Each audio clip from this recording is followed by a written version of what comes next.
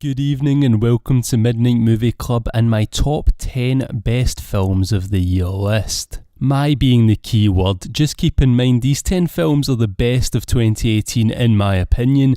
In my opinion isn't the be all end all. So don't worry if a movie you love is not on here or a film you hate happens to be. Everyone has different opinions, so let's just embrace them all. In saying that, I'd love to hear your top 10 lists in the comment section down below, but without further ado, let's get into this, shall we?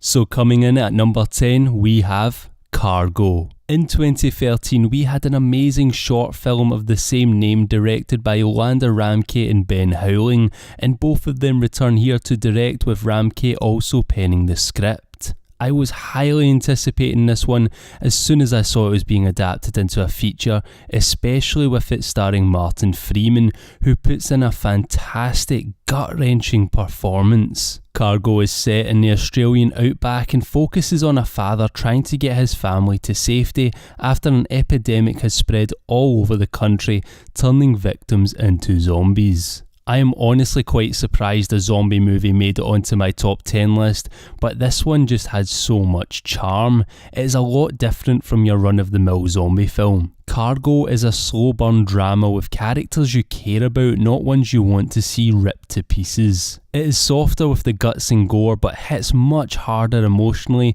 all while still sprinkling in the usual horror tropes of the genre but never relying on them. Some of the more tense scenes will have you on the edge of your seat and some of the slower emotional ones will have you crying into your pillow. This is a zombie film with heart and by the end it may just well tear yours apart. At our number 9 spot, we have Annihilation. Annihilation was written and directed by Alex Garland, with it being based off the 3-part novel series by Jeff Vanderweer. Annihilation, sadly for us here in Australia, never got a theatrical release and we had to settle for Netflix, but the first time I watched it, it still blew me away. It has everything I love in film mutated together inside of it. You have stunning visuals, an awesome original score, bold high concept sci-fi, horror and brilliant performances. Although it is a very divisive film, I really enjoyed it and it kicked off the year great for me.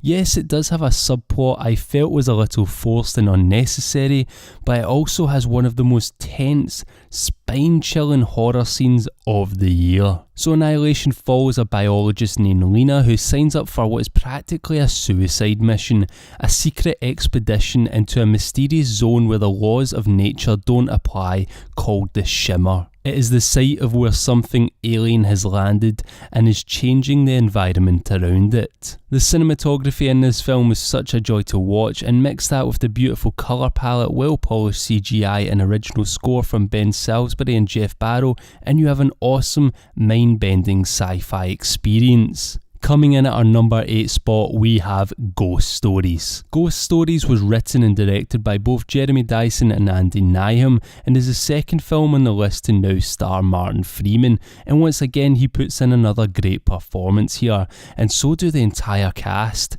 Nyman, who also stars as our skeptic protagonist Professor Goodman, is great as his character begins to see things for what they really are and the supernatural goings on around him unravel. We also get Alex Lawfer, who makes an appearance and he is fantastic in his role. I'd just love to see anything that he is in these days. Ghost Stories follows Professor Goodman, who exposes fraud psychics and any other supernatural happenings, but things take a dark turn when he receives 3 cases that cannot be solved that soon put his skepticism to the test. This is one of the few horrors that actually made me jump. It had some worthy earned jump scares. Yes, it did have a few shit jump scares too, but for the most part they were solid, and it created a real sense of fear in me in some certain scenes. The movie also subverts a lot of expectations. You never know what is going to come next, and I loved that feel of uncertainty, adding to the fear of the unknown. It was also a little comical in parts, as a lot of British horrors are. They have that black comedy to them.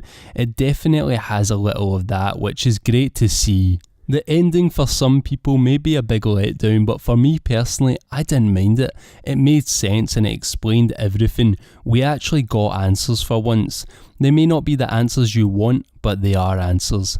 Just always remember, The brain sees what it wants to see. Moving on, and in our number 7 spot we have Overlord. Overlord was directed by Julius Avery and follows US paratroopers on the eve of the D-Day landings, as they drop behind enemy lines to penetrate the walls of a fortified church and destroy a radio transmitter. But as they near their target, they soon begin to realise that there's more going on in the Nazi-occupied village than a simple military operation. Overlord for me blended action and horror perfectly. It reflected both the horrors of war and the horrors of the supernatural. The opening sequence to Overlord left me breathless and was one of the most intense openings I've ever seen in film. The paranoia and claustrophobia that sequence created was suffocating, but also gripping. I could not take my eyes off of it. The whole cast deliver brilliant performances, and Avery's direction is on point when it comes to the action. On top of the familiar tropes of the war movie genre, they managed to pile on a substantial amount of B-movie fun, which turns Overlord into an over-the-top, gory, entertaining action horror hybrid that will leave you with a big grin at the highly fun action scenes. It is a Wolfenstein-like thrill ride that utilises brilliant sound design, awesome practical effects and touching performances from Jovan Adepo and Wyatt Russell to drag you into an intuitive battlefield of horror. At number 6, we have A Quiet Place. A Quiet Place was John Krasinski's directorial debut, and what a debut it was. This was honestly one of the best cinema-going experiences I've had. It is the only time that a packed theatre has remained silent throughout the whole film, and that is down to the fantastic sound design during the most intense moments of the film that will leave you holding your breath with its characters. A Quiet Place follows a family who must live their lives in silence after mysterious creatures that hunt by sound appear on Earth.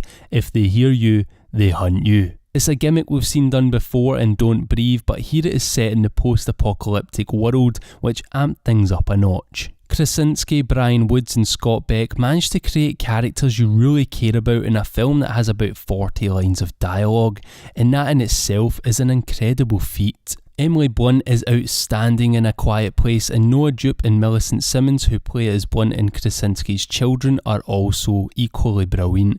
Certain scenes will leave you gasping for air but scared to breathe. I think I only touched my popcorn once the whole runtime. Quite a few scenes gave me Jurassic Park vibes, just in the way they were shot and how they played out, and I loved that. Although I felt the ending could have done more, and if it did, it could well be higher up the list, this is still a 2018 film that is a must-see in my eyes. Moving into our top 5 now, and in 5th position, we have Upgrade. Upgrade was written and directed by Lee Wano, and he crafted a completely fresh, entertaining sci-fi thrill ride with just the right dosage of horror. Upgrade follows Gray Trace, a man who after a brutal mugging is left paralysed, but soon a billionaire offers Trace a cure in the form of an artificial intelligence implant called STEM.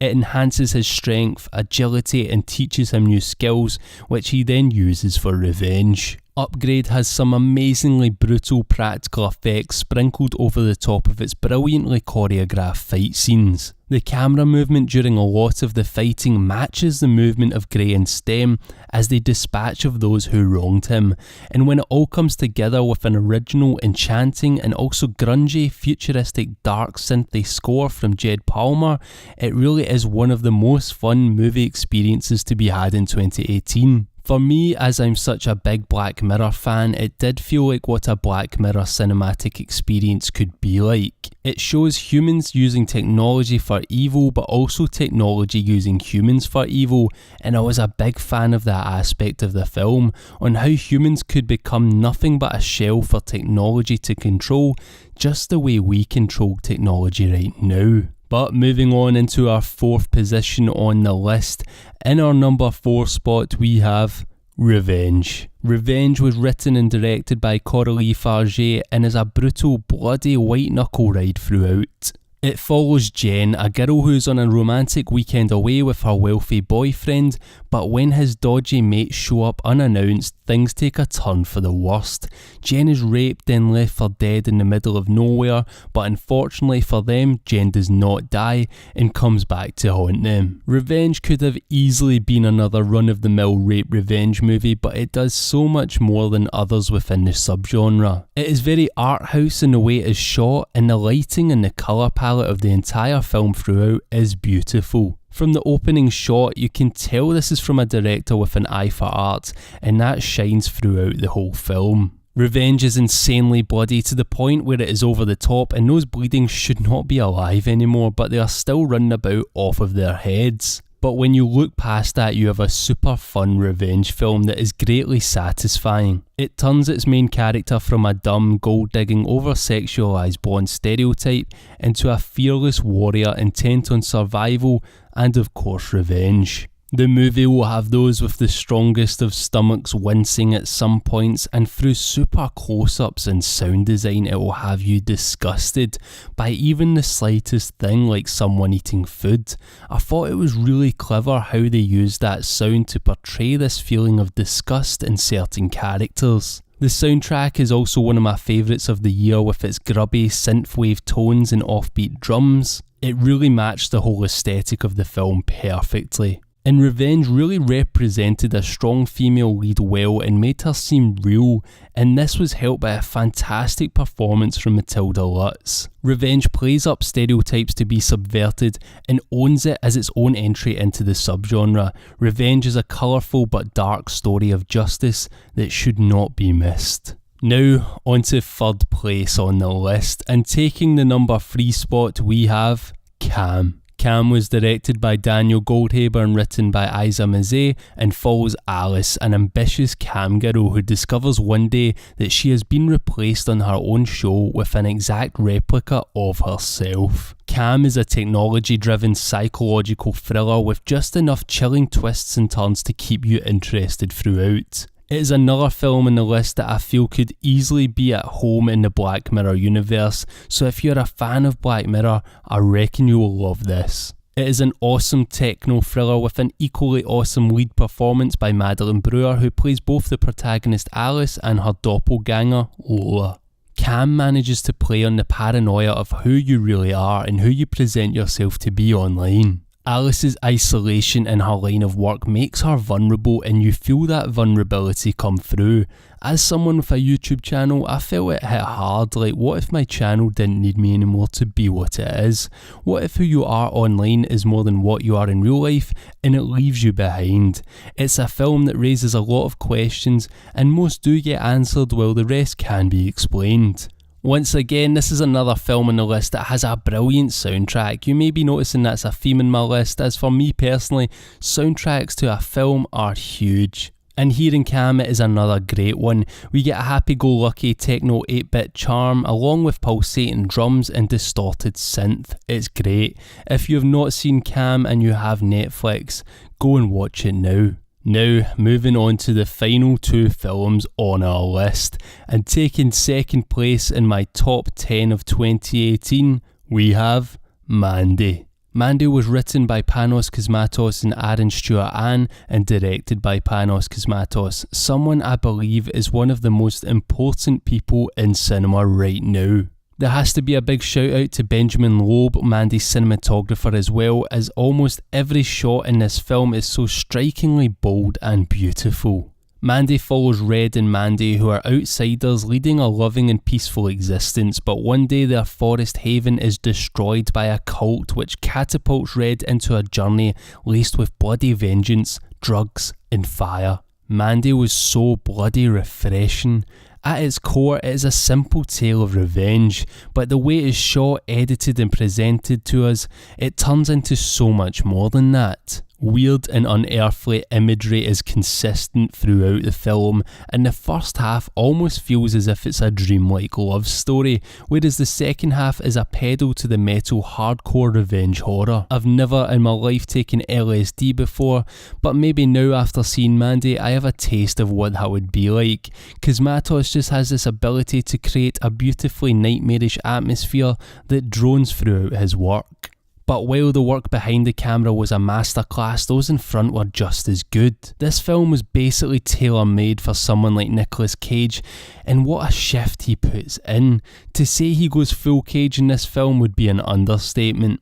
But before that, he is really touching and gentle, which makes it all the better when he is unleashed. Then we have Andrea Riseborough, who plays Mandy and puts in an incredibly haunting performance. Mandy is someone that has clearly had a tough past and escaped it, and is just infatuated with the life she now lives with Red, all while being the goddess-like figure he worships. Then Linus Roach as Jeremiah Sands, the cult leader, kills it, as being an unstable, broken brainwasher that you can never tell what he is going to do next. Then, once again, I had to mention it, the score from the late great Johan Johansson is phenomenal. It's a mix of piercing orchestrations, synthy drones and experimental dark metal, which really brings out some menacing sounds, but also pure bliss ambience. It was a badass soundtrack when Forge the Beast plays while Cage forges his battle axe while wearing aviators. You know shit is about to get real. Mandy is a special film, at least to me it is anyway, and I hope it is to you if you ever see it. But now it is time. We move on to number 1, and the film that takes the top spot on my favourite films of 2018 list. That film is Hereditary. Hereditary was written and directed by Ari Aster and follows Annie and her family after the passing of her mother. As things begin to unravel, she discovers terrifying secrets about her ancestry. The more they discover, the more they find themselves trying to outrun a sinister fate they seem to have inherited. I guess the first thing I have to say about Hereditary is that it scared me. It really did. Did it have me waking up at night in a cold sweat? Not quite, but in that cinema, watching it for the first time, it had me by the throat. It subverted my expectations and went places I did not expect it to take us. As the ground beneath Annie and her family crumbles on screen, it crumbles beneath you as well. The things these people go through and the pain they feel resonates through the screen at you. There's just an endless uneasiness to the film that lingers throughout. Every scene is full of anxiety and every bit of dialogue feels like it could turn into something traumatic and reveal a new dark secret. The unsettling atmosphere that is sustained throughout is helped immensely by the drone of the original soundtrack by Colin Stetson. It sounds like pure evil and it's just there in the background, adding to the horrific things we are seeing on screen. And I couldn't talk about Hereditary and not Toni Collette's performance. This woman honestly deserves an Oscar nomination for this film. Everything from her facial expressions to her animal-like cries and to her going off at her son at the dinner table, it is all just perfect.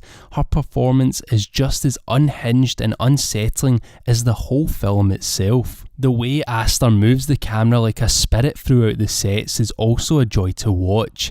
The moments when you can just barely see something appearing out of the shadows in the back of the frame just before something kicks off are done so perfectly, it will definitely catch you off guard.